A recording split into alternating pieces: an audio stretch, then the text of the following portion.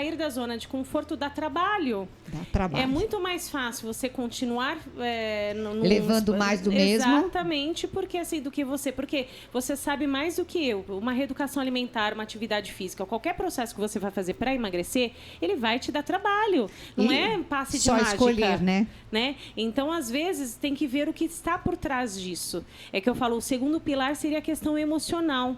Então, assim, e ao contrário do que as pessoas pensam, elas falam assim, tem que estar deprimido ou ansioso para comer. Não necessariamente, assim, não precisa ter uma psicopatologia. Para comer, às vezes, você tem que ter consciência o porquê que você está comendo de maneira exagerada. É muito legal quando o paciente começa... Você está com fome de comida ou você está engolindo sentimento? Exatamente, com fome emocional. Fome emocional. Eu falo sentimento você mesmo. Você está comendo o quê, né? Você está com problema de trabalho, e assim, são duas junções. Você está com problema no trabalho e na sua família... tinha aquela questão, quando está doentinho, vamos comer. Quando a mamãe está ausente, vamos comer. Então, cria-se essa cultura, como você mesmo falou, na alegria e na tristeza. Então, a comida ela acaba sendo um suporte. Quando a pessoa começa a ter a consciência por qual o motivo que está levando a comer, favorece muito. O que eu comentei na entrevista da Marina, nós temos também, que hoje também já é comprovado, né? O que a gente traz no nosso sistema familiar de escassez. Então, imagina a minha família que veio de guerra e que passaram fome, praticamente expulsa do seu país, vai morar num outro lugar. Minha mãe só pensa em pôr comida na gente, só enfiar comida. Sim. É louco o que ela faz. Se vai 2 pessoas a mais para comer, ela faz panelas e panelas de comida, porque ela nunca conseguiu... se ajustar entre a realidade e aquela escassez que ela passou.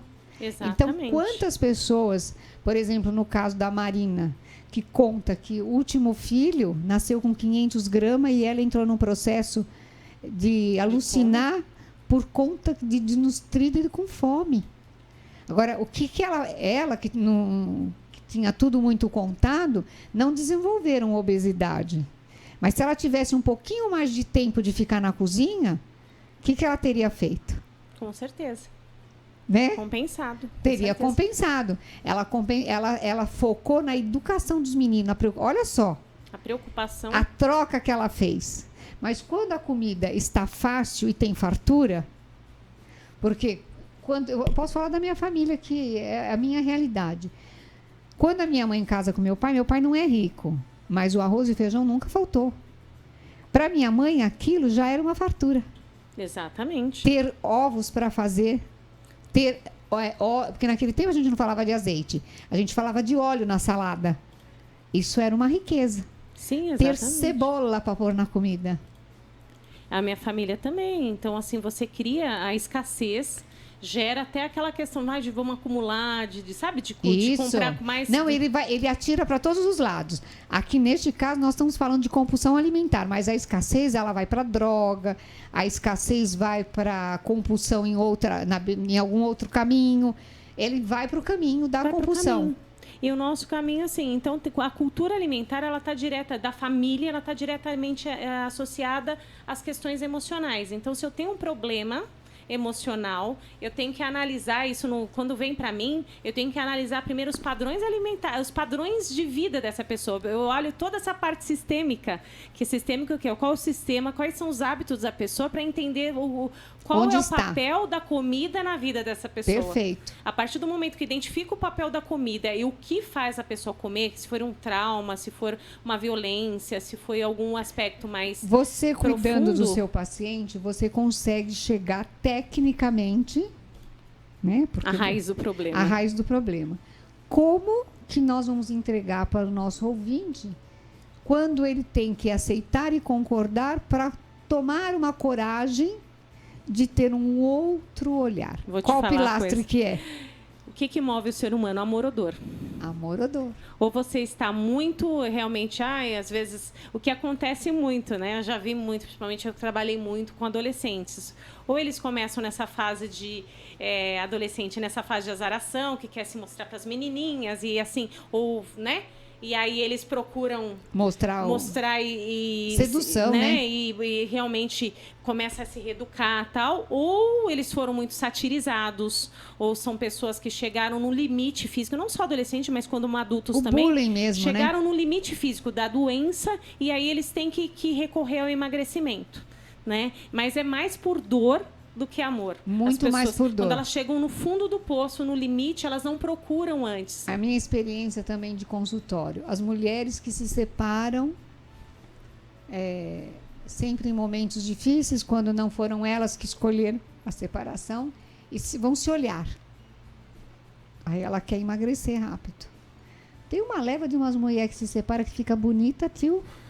Não tem? Tem muitas. É pela dor. Mas tem o contrário também, Tem viu? o contrário tem também. Que acabam compensando na comida como vazio afetivo. Um dos maiores compensadores de alimentação, de compulsão das causas, é a questão afetiva.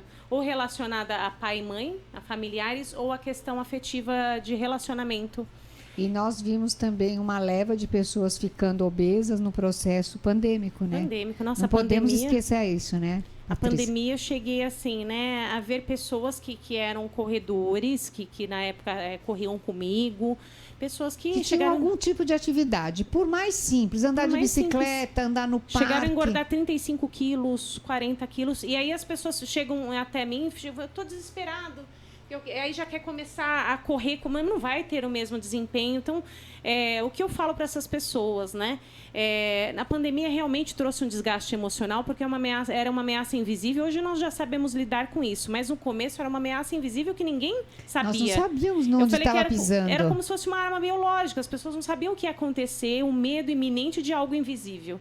Então, gerou muitas pessoas com crise de ansiedade, de depressão e outros problemas até. E aí o aumento de peso. Só que as pessoas não entendem que se passaram 2 anos e que é um processo. Então, assim, eu não vou conseguir, com 35 quilos a mais, ter o mesmo desempenho que eu tinha. Eu tenho que respeitar os meus limites. É um dia de cada vez. Então, eu sempre falo para os meus pacientes, só por hoje. Né? Como a compulsão é a mesma coisa que a você também considera, mesmo depois do emagrecimento, que nós continuamos sendo obesas? Eu considero, e eu falo da minha experiência de vida. Se eu desligar um pouquinho... Eu acho muito interessante a gente colocar isso, porque nós hoje somos conhecidas, né, por conta do nosso programa, e eu que estou 2 vezes por semana aqui, as pessoas acham que porque eu fui para a bariátrica, eu fui pelo processo mais fácil. De maneira Ao alguma. Contrário. Pelo contrário. Hoje eu tenho dificuldades para me alimentar, é que eu fui atrás de conhecimento.